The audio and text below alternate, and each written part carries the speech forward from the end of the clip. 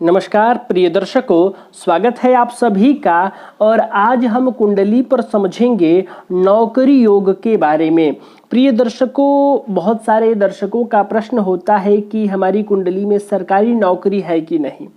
प्रिय दर्शकों, सरकारी नौकरी का योग तो बाद में है, सबसे पहले यह देखिए कि कुंडली में नौकरी का योग है कि नहीं। उसके बाद विचार किया जाएगा कि सरकारी नौकरी है या प्राइवेट नौकरी है। सबसे पहले यह देखिए कि कुंडली में नौकरी करने का योग है कि नहीं। तो प्रिय दर्शकों, नौकरी का मतलब है सेवा भाव, कर्म ही सेवा है। और नौकरी का जो भाव है, सेवा का जो भाव है, वो जन्म कुंडली के 6वें भाव से देखा जाता है। 6वें भाव से क्या क्या विचार किया जाता है मैं पहले के वीडियो में बता चुका हूँ। मुख्य रूप से यहाँ रोग रिपु ऋण का विचार किया जाता है और उसके साथ साथ यहाँ से सेवा का विचार किया जाता है। और जन्म कुंडली में शनि ग्रह को सेवा का कारक ग्रह माना गया है, दास का कारक ग्रह माना गया है। तो जन्म कुंडली में शनि की स्थिति नौकरी योग के लिए बहुत ही महत्वपूर्ण होती हैं।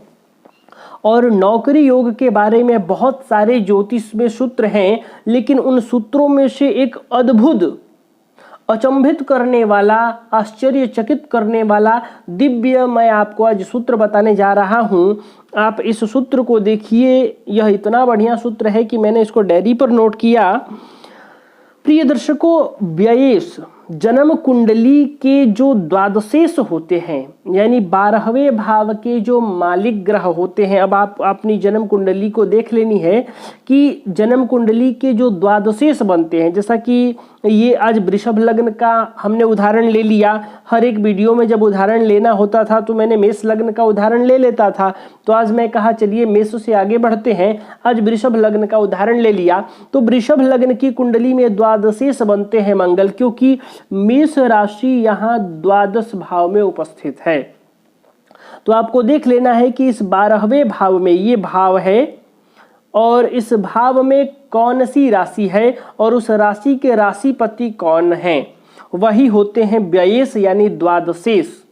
द्वादशेष जो ग्रह होंगे, जैसे कि वृषभ लग्न की कुंडली में मंगल होते हैं, तो इस द्वादशेष यदि प्रथम भाव में हो, जन्म कुंडली के प्रथम भाव में हो, द्वितीय भाव में हो, चतुर्थ भाव में हो, पंचम भाव में हो, नवम भाव में हो एवं दशम भाव में हो, या फिर दशम भाव में से किसी भी भाव में हो तो नौकरी योग होता है। यानी कि द्वादशेष यदि जन्म कुंडली के लग्न भाव में बैठे हों, या दूसरे भाव में बैठे हों, या जन्म कुंडली के चौथे भाव में बैठे हों, या 5वें में हो, या 9वें में हो, या 10वें भाव में हो, इन 6 भावों में से किसी भी भाव में यदि द्वादशेष बैठे हों, आप यहाँ यह मत समझ लेना कि मंगल बैठा हो। यहाँ मंगल का उदाहरण हमने इसलिए लिया है क्योंकि ये मंगल इस कुंडली में द्वादशेष है, द्वादश भाव का मालिक ग्रह है।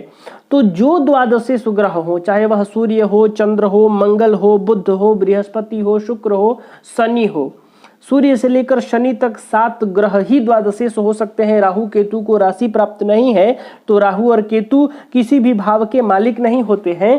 तो सूर्य से लेकर शनि तक जो भी ग्रह द्वादशेष हो, यदि वो ग्रह कुंडली के इन 6 भावों में से किसी भी भाव में बैठा हो, तो ज्योतिष शास्त्र कहता है कि ऐसे जातक के कुंडली में नौकरी योग का निर्माण होता है। और वह जातक अपने जीवन में सरकारी नौकरी करे या प्राइवेट नौकरी करे, नौकरी जरूर करता है, चाहे कहीं भी करे, किसी भी स्तर का करे, नौकरी योग का निर्माण होता है।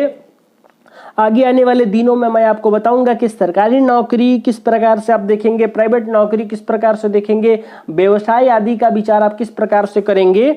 लेकिन नौकरी कई विचार करते समय सबसे पहले यह विचार करना चाहिए कि कुंडली में नौकरी का योग है कि नहीं है। जैसा कि ये उसी प्रकार से है कि आपने जन्म कुंडली में वैवाहिक सुख देख रहे हैं, लेकिन आपने यही नहीं देखा कि कुंडली में विवाह का योग है कि नहीं है।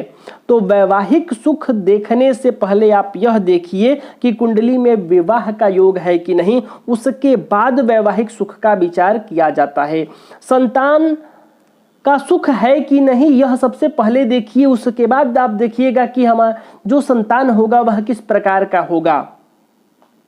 तो उसी प्रकार से जब आप जन्म कुंडली में नौकरी का विचार कर रहे हैं कि सरकारी नौकरी होगा या प्राइवेट नौकरी होगा, तो उससे पहले आपको यह विचार करना चाहिए कि नौकरी है कि नहीं। नौकरी योग का एक आपको आश्चर्यचकित करने वाला आज मैं सूत्र बता दिया। आगे आने वाले दिनों में और बहुत सारे सूत्र बताऊंगा, आप वहाँ उन सूत्रों से भी नौकरी योग देखिएगा। सरकारी नौकरी, प्राइवेट नौकरी आदि के बारे में हम बात करेंगे। तो आप भी इस सूत्र को याद रखिए, और अपनी जन्म कुंडली पर देखना चाहते हैं तो अपनी जन्म कुंडली पर देखिए, और आप ज्योतिष सीख रहे हैं तो इस सूत्र को आप याद कीजिए, नोट कीजिए। तो प्रिय दर्शकों, आज के लिए बस इतना ही। तब तक के लिए हमें अनुमति दीजिए। नमस्कार।